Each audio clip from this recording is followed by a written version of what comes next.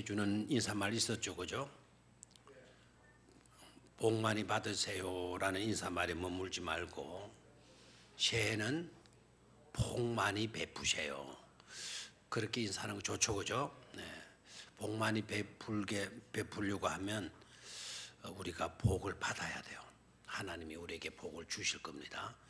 새해는 복 많이 베푸시기 바랍니다. 그렇게 다시 한번들 인사들 나누시길 바랍니다.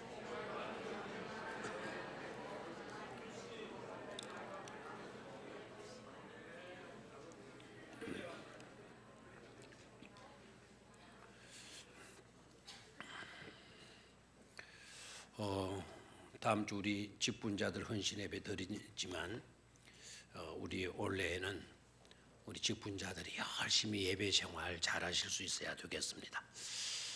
주일 예배도 제대로 드리지 않고 주일 저녁 예배, 수요일 예배도 제대로 드리지 않고 그래도 누구 하나 야단치지 않고 이렇게 한다고 해서 태만하면 안 되겠어요. 스스로 자기 믿음을 관리하고 지켜갈 수 있어야 되리라 생각합니다. 그럼에도 불구하고 제대로 안 되면 야단을 좀 쳐야 되겠죠, 그죠? 그래서 이렇게 신앙생활 해도 되겠습니까? 전화도 하고 신년은 좀 그렇게 해서 나쁘게 되라고 욕하고 뭐 그런 것 아니잖아요. 정말 신앙생활 잘 할 수 있도록 그래 고민하는 거니까 그렇게 해서라도 올해는 여러분 예배 생활에 철저할 수 있어야 될 줄로 믿습니다. 찬양대만 안 하고 나머지는 안 해요. 그렇게 꼭 되어야 될 줄로 믿습니다.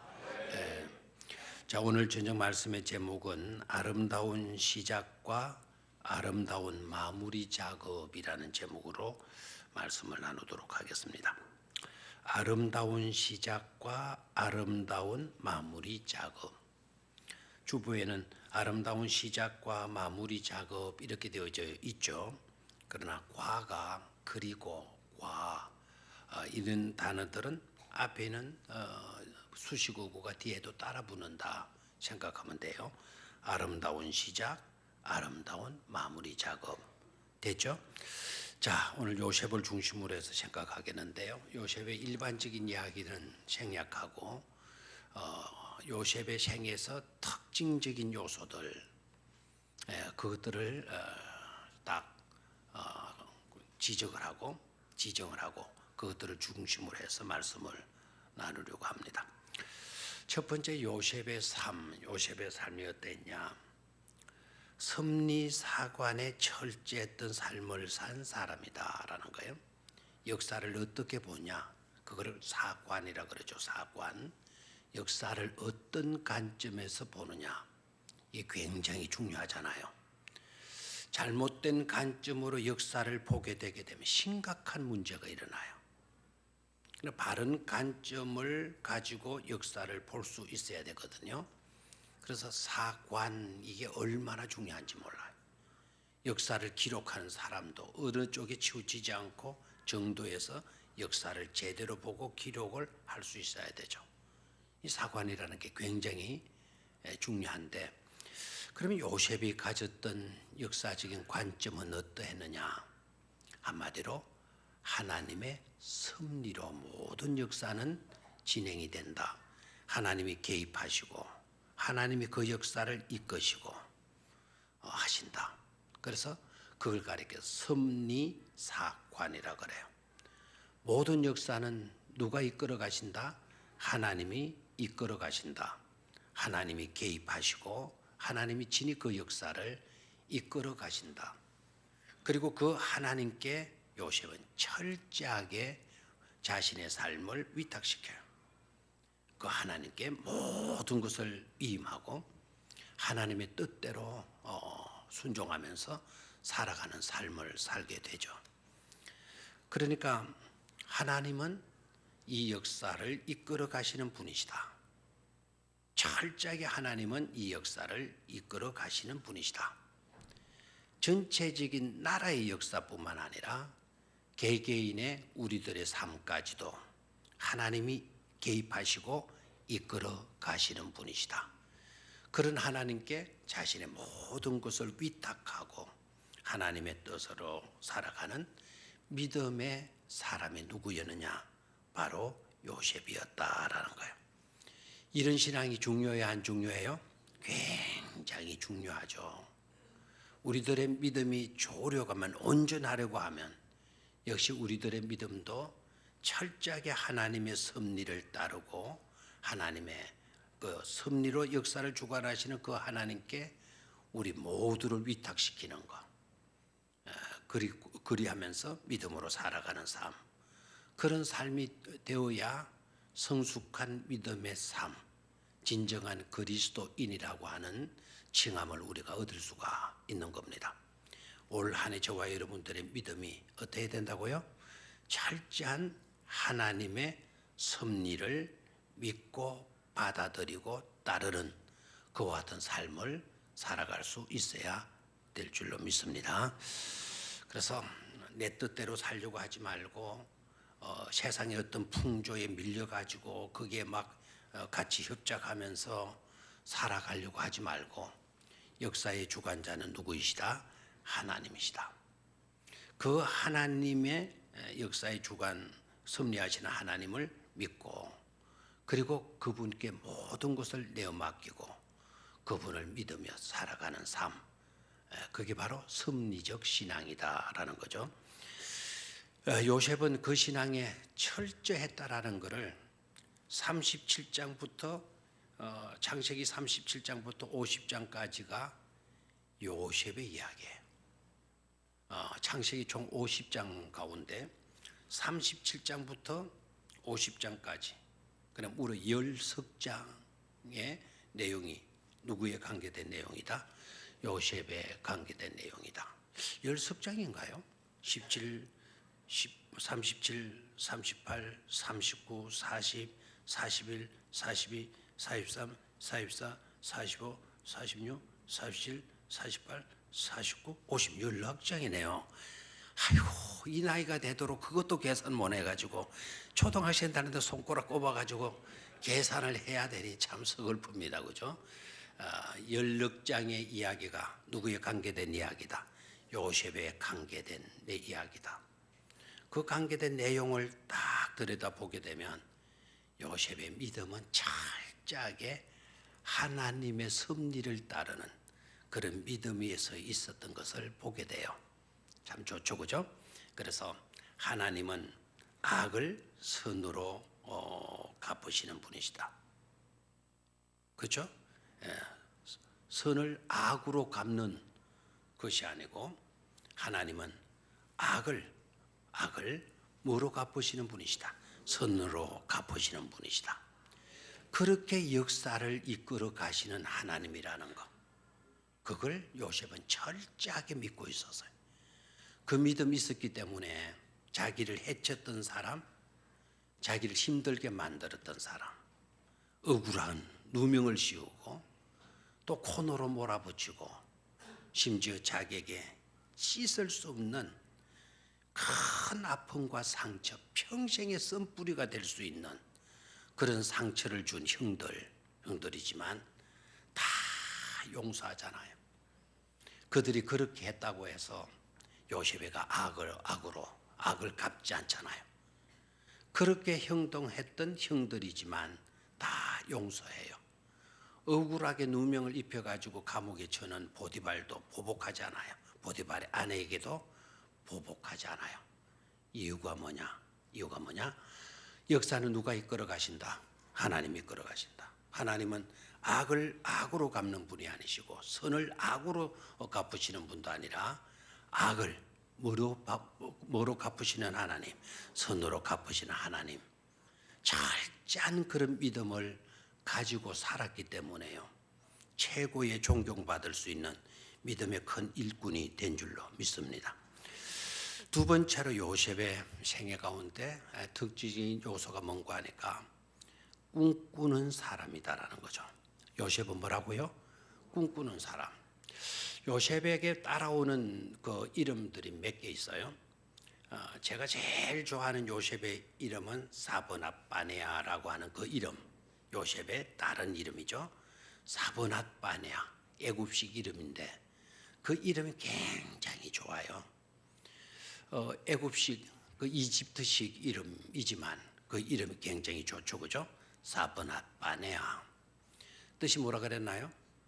생의 풍요로움이다. 너는 모든 것에 있어서 풍요로움을 가져오는 사람, 삶을 사는 사람이다. 그래서 생의 풍요라고 하는 뜻을 갖고 있어요. 좋아요, 안 좋아요? 좋죠. 그 생의 풍요라고 하는 사브나 파네아라고 하는 이름도 좋지만 요셉이라는 이름도 좋죠. 요셉은 뜻이 뭔 줄 아시죠? 요셉. 우리 교인들은 좀 아셔야 되는데 더함이에요. 더함. 더한다. 보태기 한다. 보태기. 보태기가 어떤 건지 알죠? 바로 이런 거 아닙니까 이거? 이게 뭐죠? 이게 보태기죠. 보태기. 보태기. 더하기표. 더하기표. 요셉은 더하는 사람이에요. 더하는 사람. 나쁜 것을 더하는 사람이 아니고 좋은 것으로 더하는 사람. 그 더할 수 있다라는 게 풍요로움 아닙니까? 그래서 사브나 바네아, 생의 풍요로움, 요셉, 더함. 이 이름들이 참 좋잖아요. 사브나 바네아에 또 다른 이름의 뜻이 있어요. 신이 말하매 그대로 산다라는 뜻이에요. 신이 말하매 뭐라고요? 그대로 산다. 이게 바로 왕이 지어준 일이기 때문에 바로 왕이 지어진 이름인데 바로 왕의 입에서 신이 말하매 그대로 사는 사람이다. 그럼 바로가 말했던 그 신은 어떤 신이냐? 자기네들 나라 안에 있는 신이 아니다 이거예요. 애굽에는 바로도 신이잖아요. 바로 왕도 신인 신격으로 취급을 받지 않습니까? 온갖 신들이 있죠. 라신, 태양신도 있고 물신도 있고 개구리 신도 있고 메뚜기 신도 있고 기어다니는 이신도 있고 이도 신으로 신도 있고 티끌신도 있고 온갖 신들이 다 있는 그런 신들을 칭한 거야 안 해요. 신이 말함에 그대로 따르는 사람이다. 그 신은 누구 신이? 요셉 네가 믿는 신을 말해요. 네가 믿는 요셉 네가 믿는 신이 말씀하시면 그 신이 말하면 그 신의 말대로 살아가는 사람이 누구다? 요셉이다라는 거예요. 요셉. 누가 인정을 한 거죠 이게? 바로가 인정한 말에 자기 밑에 총리 대신으로 딱 써보니까 이 총리는 특징이 있는 총리거든요. 신이 말하면 지가 믿는 신 요셉이가 믿는 신이 말하면 그대로 따르며 사는 그런 사람으로 바로 왕이 인정을 하고 있잖아요. 그런데 놀랍게도 그 신이 말하면 그대로 따르고 살게 되어지면서 뭐가 오더라? 생의 풍요로움이 오게 되더라라는 거죠. 바로 그 애굽 땅에서 풍년을 가져오는 신은 하나님이 아니에요. 요셉이 믿는 하나님을 생각하지 않아요. 자기네들이 믿는 신이 있어요. 그 신이 풍요를 가지고 온다 하잖아요. 그게 바알 신이고 아세라 신 아닙니까? 그 신이 풍요를 가지고 온다. 그러는데 바로가 그걸 이야기하지 않고 요셉 네가 믿는 신이 말하면 그대로 사는 너희들아. 그렇게 살더니 너에게는 늘 풍요가 따르게 되어지더라. 사브나 바네아라는 이름이 얼마나 좋아요.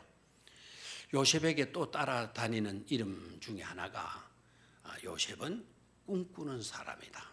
드림머다. 꿈꾸는 사람. 꿈을 꾸는 사람이다. 뭐라고요? 꿈꾸는 사람. 드림머.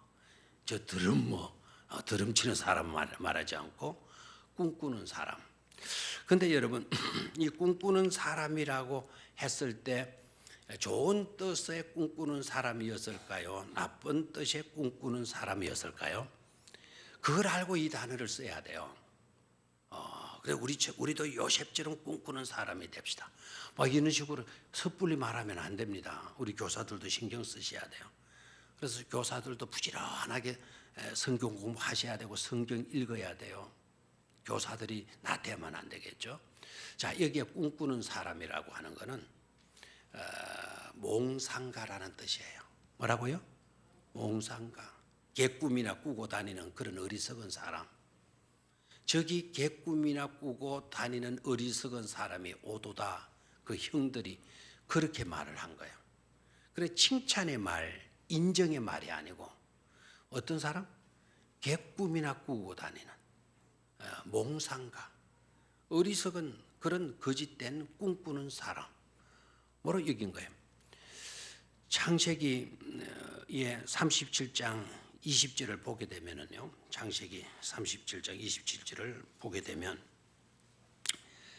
이렇게 말을 하게 되죠. 그의 꿈이 어떻게 되는지 우리가 볼 것이니라. 그의 꿈이 어떻게 되는지 우리가 말지니라 볼지니라 그랬어요.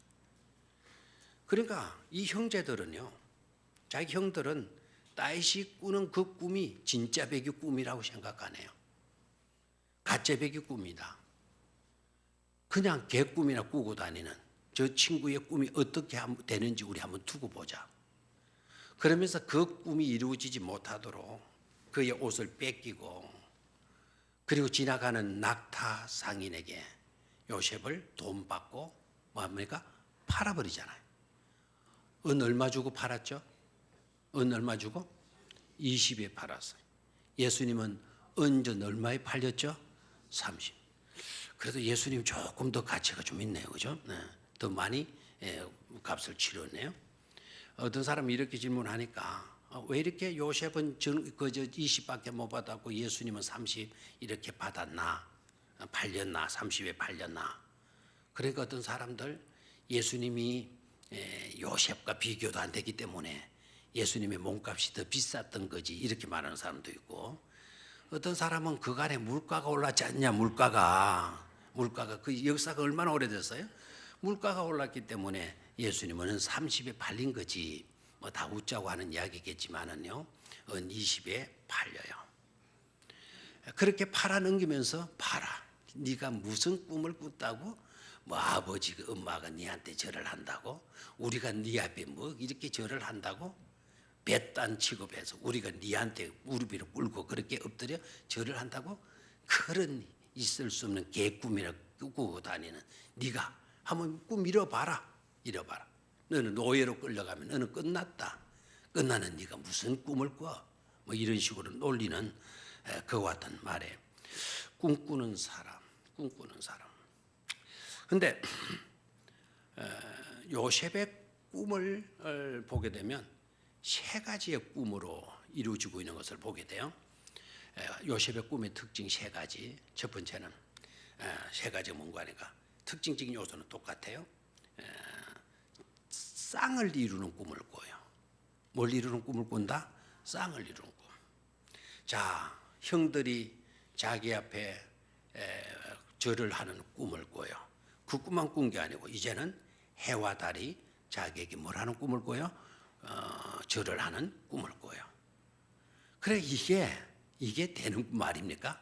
어떻게 부모가 아들한테 무릎 꿇고 절을 한단 말입니까? 그런 꿈을 이야기하니까 이게 이제 통하지를 않게 되는 거죠. 두 번째 꿈은 감옥 속에서 있게 되죠. 술 맡은 간원이 본 꿈, 그 다음에 꾼 꿈, 그 다음에 누구죠? 떡 굽는 간원장이 꿈을 꾸고 그 이야기를 누가 해몽해 주죠? 요셉이가 해몽해 줘요. 그 꿈을 해몽해 주면서 한 사람은 너는 죽는다. 너는 사형된다. 한 사람은 너는 석방이 되게 된다. 라는 것을 해석해 주죠. 세 번째 꿈이 있는데 세 번째 꿈은 7년 풍년 드는 꿈을 꿔요. 살찐 소 7마리. 7년 풍년 드는 꿈을 꾸고 또 그 꿈을 꿈만 꾼 게 아니라 그 꿈과 쌍을 이루는 7년 비쩍 마른 비쩍이 맞습니까? 빼쩍이 맞습니까? 하여튼 비쩍 마른 빼짝 마른 소 7마리가 나와. 그래서 7년 동안의 흉년에 관계된 꿈을 꾸잖아요. 맞죠? 근데 이렇게 꿈을 꾸는데 그런 꿈을 꾼 사람 요셉인데 실제적으로 그 꿈이 형들의 말들처럼 개꿈이었습니까? 몽상가들이나 꾸는 그런 꿈이었나요? 그렇지를 않았죠. 그죠? 그 모든 꿈들의 내용은 계시적 내용을 갖고 있는 그런 꿈을 꾼 사람인 것을 보게 돼요. 그래서 진정한 하나님의 사람은요, 하나님의 사람은 하나님이 꾸게 하시는 꿈을 꿀 수 있는 사람이 되어야 돼요. 그것을 그렇다고 해서 우리가 꾸는 모든 꿈들을 하나님이 주시는 꿈이야 이렇게 여기게 되게 되면은요, 여러분들은 정말 신앙적인 병들을 수가 있어요. 신비주의로 빠질 수가 있고 이상한 대로 빠질 수가 있다는 것을 깨달아야 돼요. 그래서 저는 이 꿈에 대해서 이렇게 말하고 싶어요. 일반적인 꿈과 하나님이 주시는 꿈의 차이가 뭐냐? 일반적인 꿈은 그냥 우리의 신체적인 어떤 구조에 의해서, 두뇌적인 어떤 활동에 의해서 꾸어지는 그와 같은 꿈이 있어요. 그러나 하나님이 주시는 꿈을 저는 비전이라 이렇게 말하고 싶어요. 비전 여러분 아십니까? 비전 아셔요? 비전이라는 것은 하나님이 나를 통해서 이루고자 하시는 것을 우리에게 이상으로 주시는 거예요. 꿈으로 주시는 거예요. 근데 내 뜻에 의한 꿈이 아니고 하나님께서 나로 하여금 하나님의 뜻을 이룰 수 있는 그런 비전을 주시는 거예요. 만약에 이번에도 우리 생각해 봐요. 오늘 지난 우리 송구 영신 예배 때 이 영상 자료 좀 제발 좀 우리가 바꾸자 해가지고 헌금을 우리가 했어요. 송구 영신 예배 전액을 이 영상 장비 바꾸는데 사용하기 위해서 했어요. 얼마가 나오는지 모르겠지만 앞으로 여러분 개개인적으로도 좀 더 참여해 주셔야 될 것 같습니다. 꼭 십시일반으로 형편 좋으면 좀 많이 하시고 어려우면 어렵더라도 조금씩이라도 여러분 꼭 하나님의 성전에 관계된 일들이라니까 여러분 참여하시기를 바라요. 자, 이것이요, 우리들의 욕심에서 뭐 새로운 것이 나왔으니까 새로운 곳으로 갖다 넣읍시다 이런 식으로 우리가 이것을 교체하려고 했다고 한다면 그건 우리들의 꿈이에요. 우리들의 꿈. 그런데 예배에서 정말 이와 같은 요소들이 현대 교회에서 이와 같은 것들이 필요해서 하나님께서 우리에게 감동을 주시고 일을 이루어 가셔서 이 장비들을 통해서 더욱더 하나님의 복음이 효과적으로 전파되게 하기 위해서 계획된 것, 그런 꿈을 우리에게 주셔서 실행하는 것이라고 한다면 이건 바로 뭐죠? 비전이 되는 거예요. 이해가 됩니까? 우리 교회가 선교를 많이 하는 교회로 여러분 막 알려줍시다. 그래가지고는 저 캄보디아, 필리핀, 방글라데시, 미얀마, 뭐 스리랑카 뭐 이런데 막 그냥 막 선교지를 보내는 거예요. 그런데 진정한 목적이 그 지역의 그 국가의 영혼들이 불쌍해가지고 정말 하나님께서 자꾸 선교적인 그런 비전을 주셔가지고 하는 선교적인 프로젝트라 그러면 얼마나 귀하겠어요. 그 일은 하나님이 이루어 가시는 거예요. 적어도 우리 교회가 이 정도 되는데 이 정도 되는 우리 교회가 선교를 한두 개 해갖고 되겠어요? 그러면서 이제 개수를 넣는 게 100개 교회에 선교합시다. 그래서 100개를 만드는 거예요. 어떤 식으로 만드느냐? 선교사 파송, 협력 선교 해가지고 한 선교지마다 3만 원, 5만 원 이렇게 후원을 하고 우리 교회가 파송한 선교 지역 해가지고 주보에다가 100개 중을 여러분 100개 곱하기 3만 얼마입니까? 100개 곱하기 3만 이거 아까 내가 그 37장부터 50장도 계산을 못하는 사람이 100개 곱하기 3만 계산해낼 수 있겠습니까? 얼마입니까? 300만 원이죠. 300만 원 선교 헌금 해놓고 주부에는 100개 교회를 내놓고 있어요. 이게 비전입니까? 이런 것들은 안 해. 이런 것들은 그런 짓을 하면 안 돼. 진정한 참된 하나님이 비전 주셔서 그 지역에 선교를 우리에게 하도록 하셨다면 최상으로 한 교회, 한 국가라 할지라도 우리는 그 비전에 충실할 수 있어야 될 줄로 믿습니다. 꿈꾸는 사람, 이 꿈꾸는 사람, 요셉이 꿈꾼 내용들 개꿈이었나요? 몽상가들이나 꾸는 그런 꿈이었나요? 아니죠. 나중에 가서 보겠지만 그 꿈들은 그대로 현실적으로 이루어지게 된 것을 여러분 알고 있죠. 그래서 하나님이 주신 비전은 반드시 뭐하게 된다? 이루어지게 된다라는 거예요. 우리에게 주셨는데 우리가 감당 못하면 그 비전이 없어지는 게 아니에요. 우리에게 기회를 주셨는데 우리가 감당하지 못, 우리는 그 기회를 놓쳤을 따름이에요. 그런데 그 비전은 우리가 못하면 다음 세대에, 또 다음 세대도 못하면 그 다음 세대에 가서라도 반드시 그 비전을 하나님은 이루어 가시게 된다라는 거죠. 세 번째 요셉의 특징적인 요소가 뭔가 하니까 임마누엘 신앙에, 다시 말하면 이거를 임재의식이다. 하나님이 항상 우리 가운데 계신다라고 하는 의식, 하나님이 항상 우리 가운데 계신다. 그 임재의식이거든요. 하나님이 항상 우리 가운데 계시는 걸 가리켜서 뭐라 그래? 또 임마누엘이라 그러죠. 임마누엘. 잘 하셔야 돼요. 임마 이렇게 한참 있다가 누엘 이래서 하면 안 돼요. 뭐라고요? 임마누엘. 하나님이 누구와 함께 하신다? 우리와 함께 계신다라는 뜻이죠. 아멘입니까? 그래서 요셉은 철저하게 그런 의식을 가지고 그런 믿음을 가지고 살았던 사람 아닙니까? 맞죠? 네. 그래서 결과가 뭐로 나타나냐? 임마누엘 신앙, 임재의식의 삶을 산 요셉의 삶은 크게 보게 되면 두 가지. 하나는 경건성의 거룩함이죠. 거룩함. 두 번째는 형통함이에요. 하나님의 철저한 임재 속에 또 임마누엘 신앙으로 살게 되었더니 요셉의 삶이 어떠했느냐? 경건된 삶을 살아요. 그렇죠? 보디발의 아내가 그토록 유혹해도 넘어지지 않아요. 내가 하나님 앞에 죄지을 수가 없다. 하나님 앞에 있는 나, 코람되어 하나님 앞에 있는 나, 경건이죠. 거룩성이죠. 또 하나는 요셉의 삶의 생애 가운데 따라붙는 너무도 많이 따라붙는 단어가 있어요. 그게 바로 형통이라고 하는 단어예요. 형통 좋아요, 안 좋아요? 물통이 좋아요, 형통이 좋아요? 물통도 있어야 안 돼요? 물질의 풍성함, 통함, 물통도 있어야 되고 인통도 있어야 돼요, 없어야 돼요? 인통이 뭐죠? 사람 복이요, 사람 복. 사람 잘 만나는 거 이거 복입니까? 안 복입니까? 복이죠. 참 그 사람 주변에 참 좋은 사람이 많이 있어.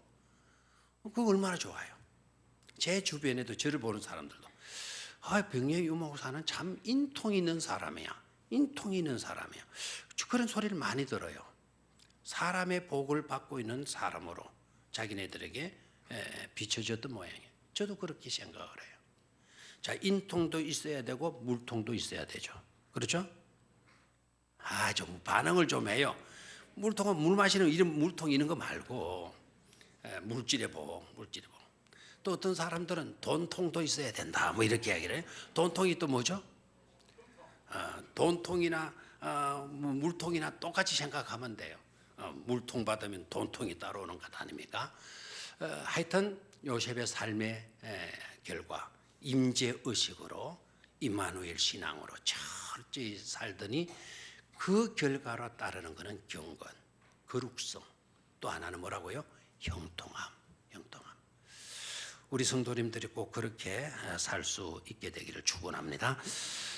요셉의 삶의 네 번째 특징이 옷이에요. 옷. 요셉의 삶에 있어서 뭐라고요? 중요한 거 뭐라고요? 옷, 의복.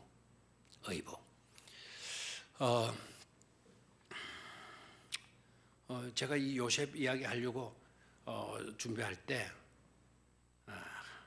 이 옷에 대해서 특징적인 요소가 이번에 딱 나왔어요. 제가 이제 좀 책을 좀 하나 써야 되고 책을 좀 남겨야 되고 하는데 이런 내용들이 들어가면 듣던 그런 요셉에 대한 이야기가 아니죠.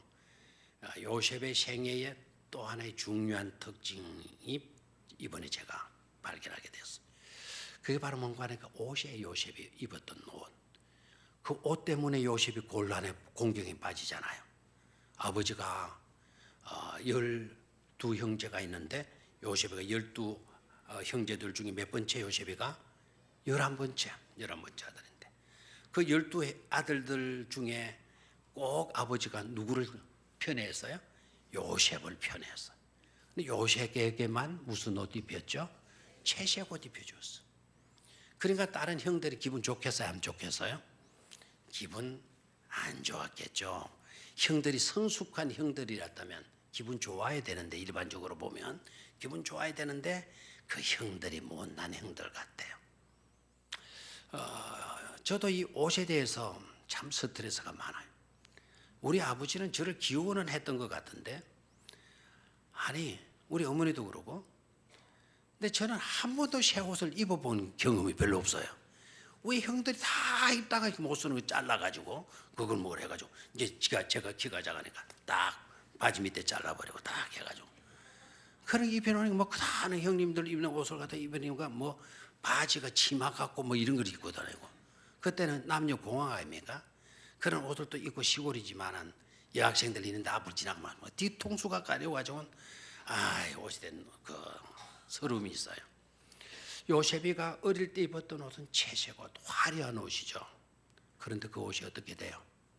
그 옷은 나중에 염소피에 적셔지게 되고 그 옷은 갈기갈기 찢겨지게 돼요.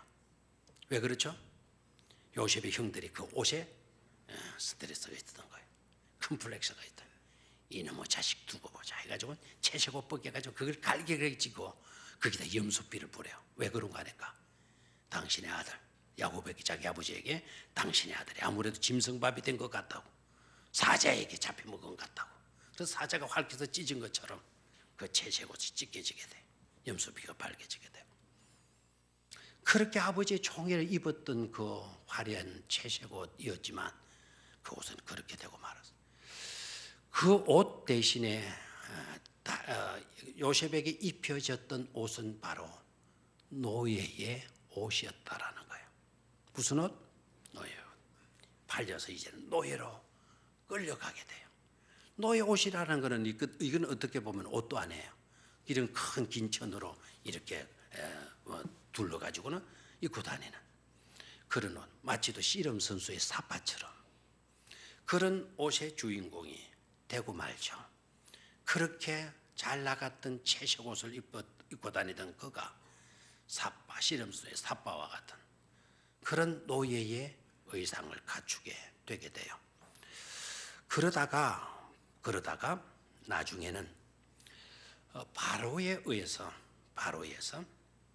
세마포 옷으로 바꿔 입게 되는 것을 보게 돼요. 되나요? 자, 창세기 41장 42절로 2절로 한번 가보도록 하겠습니다. 창세기 41장 42절.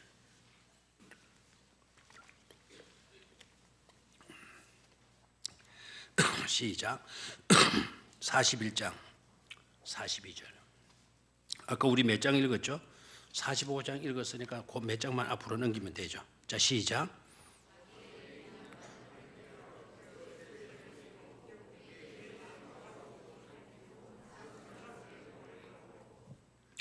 자, 금 인장 반지를 끼워줘요. 그건 도장과 같아요. 이거는 결제할 때 사용하는 도장과 역할이에요. 그리고 두 번째는 뭘 주죠? 두 번째는 세마포 옷으로 갈아입히죠. 그렇죠? 그리고 또 뭡니까? 금 목걸이, 금 사슬된 목걸이를 그에게 걸어주고 있는 것을 보게 돼요.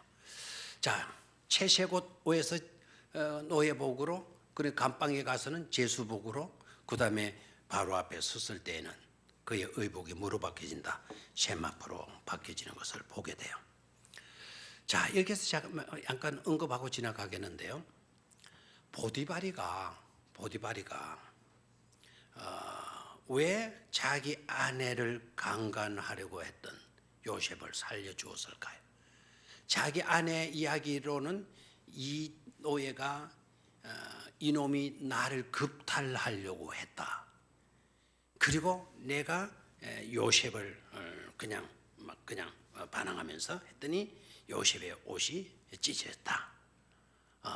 이게 증거물이다 하고 제스했어요. 보디발의 아내의 남편이 누구죠? 이런 질문이 세상에 어디 있어요? 보디발의 아내의 남편이 누구죠? 보디발이지, 보디발. 보디발의 직업이 뭡니까? 시위대장이에요. 수색대의 경비대장이에요. 이런 사람이 자기 아내를 급탈하려고 하는 사람을 감방에만 집어넣고 말아요?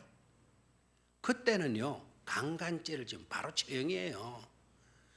분명히 자기 아내를 급탈하려고 했던 사람이라 당장 목을 날릴 수 있는 그런 권세를 가지고 있는 사람 아닙니까? 그럼에도 불구하고 왜 감방에 집어넣었죠? 이유가 뭐죠? 보디발은 알고 있었던 겁니다. 이거는 요셉이 아니라 자기 아내가 잘못한 거다. 그냥 감방에 집어넣기 위해서 자기 아내 말 듣고. 그래서 이런 이야기가 있어요. 요셉이가 보디발이가 딱 그 현장에 증거물로 제시하는 옷을 보고 검사를 한 거예요. 수사를 한 거죠. 그런데 놀랍게도 그 옷이 앞에서 찢어진 게 아니라 뒤에서 찢은 거예요. 그러면 뒤에서 지 옷을 찢고 이러는 사람이 누가 있겠어?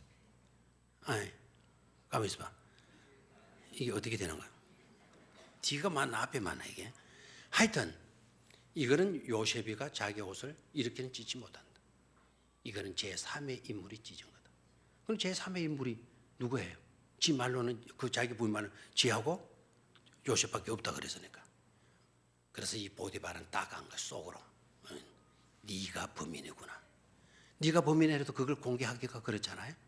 그래 요셉을 죽이지는 않고 어디로 넣었다?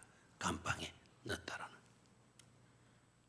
아무튼 그가 입었던 옷은 노예 복이었어요. 그 복이 벗겨지고 그 다음에 바로가 그에게 무슨 옷을 입혀줬죠? 세마포 옷을 입혀줘요. 세마포 옷을 그냥 입혀준 게 아니겠죠. 손가락에 금인장 반지를 끼워주고 그리고 목에다가 금사슬의 목걸이를 걸어주고. 이것은 여러분 충격적인 인사 발령을 의미하게 돼요. 이거는 있을 수 없는 인사 발령이 그 순간에 이루어졌다라는 거예요. 감방에 있던 제수를 어느 자리로 발탁해 올리죠? 그 나라의 총리로, 국무총리로 이렇게 발탁하잖아요. 그것도 17살 때 팔려 내려왔다가 13년 만에 나이가 30살밖에 안 된 사람을 그 제국에 뭐로 올려져? 총리로 올리고 있는 것을 보게 돼요. 나중에 결론 부분에서 가서도 보겠지만은요, 요셉은 처음도 겸손이었고 총리 대신이 되고 난 뒤에 충격적인 인사 발령이 있어지고 난 뒤에도 그는 우쭐거리거나 교만하지 않았다라는 거예요. 처음도 겸손이고 나중도 뭐라고요? 여전히 겸손. 모든 것이 이루어졌음에도 불구하고 내가 이루었다, 내가 어떻게 했다 이런 말들이 없고 이 모든 것들이 누가 행하신 거다? 하나님이 행하신 것이다. 처음도 그랬고 마지막도 그래. 오늘 말씀의 제목이 아름다운 시작과 아름다운 마무리 작업이죠. 우리는 요셉의 생애를 들어보면서 그런 점을 우리는 캐칭, 포착해낼 수 있어야 될 줄로 믿습니다.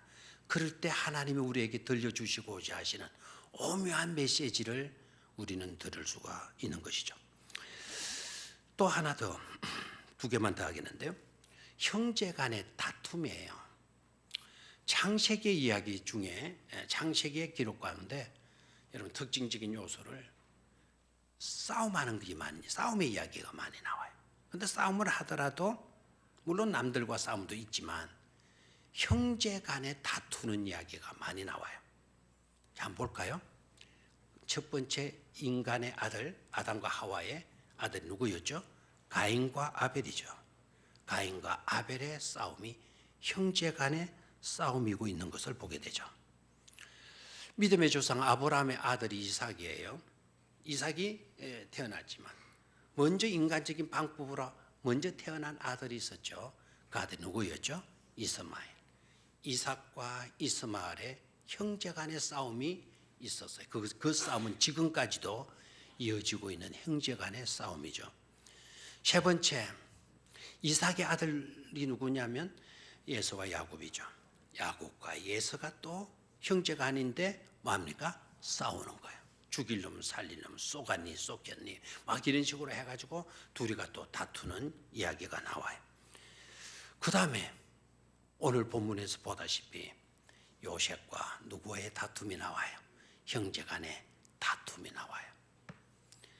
이 다툼들 속에서 우리가 깨달아야 될 것은 이런 싸움들 가운데서도 요셉만 그 형제들을 용서해주고 오히려 그 형제들의 자녀들까지 돌보아주는 그런 요셉으로 나타나고 있다라는 거예요.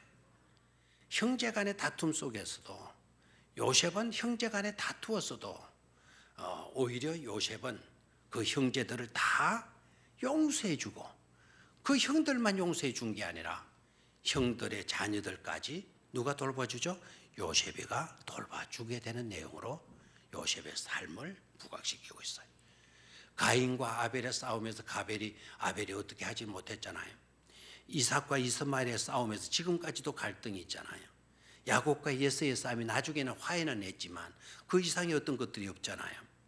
그런데 요셉과 형제들의 다툼에서는 요셉이 자기를 괴롭혔던 자기에게 천천지 상처를 입혔던 그 형들을 다 용서해주고 그 형들의 자녀들까지 뭐 해줘요? 돌봐주고 있는 것을 보게 돼요. 자, 마지막 요셉의 생애에서 또 하나 중요한 건 기나긴 장례예요. 무슨 장례? 기나긴 장례. 가장 역사상에서 긴 장례, 역사상에서 가장 긴 장례가 치루어졌는데 그 장례가 누구의 장례다? 이렇게 또 이것도 이제 묻는 내가 그 어리석어요.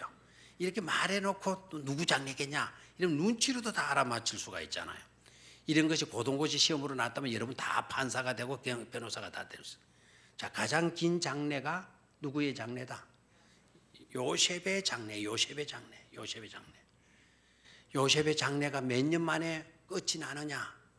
요셉의 장례가 몇 년 만에 끝이 나느냐? 요셉이 죽고 난 뒤에 이스라엘 백성들이 그 애굽 땅에서 고센 땅에서 산 역사가 400년에 요셉 때부터 치면 430년에 430년 거기서 살았죠. 출애굽해서 광야에 몇 년을 살아요? 40년을 지나요. 맞죠? 그리고 여호수아 때 가나안 땅에 들어가요. 가나안 땅에 들어가서 세겜 땅에 요셉의 뼈를 거기에 묻는 일로 요셉의 장례가 끝나게 돼요. 또 이게 이제 계산하라 하면 복잡하죠. 약 몇 년간의 장례가 진행이 됐다? 약 440년간의 장례가 돼요. 아, 재미있다 없다? 역사상에 이렇게 긴 장례가 어디 있어요? 자, 여호수아서로 가서 한번 볼게요. 여호수아서 24장. 여호수아서 24장 32절.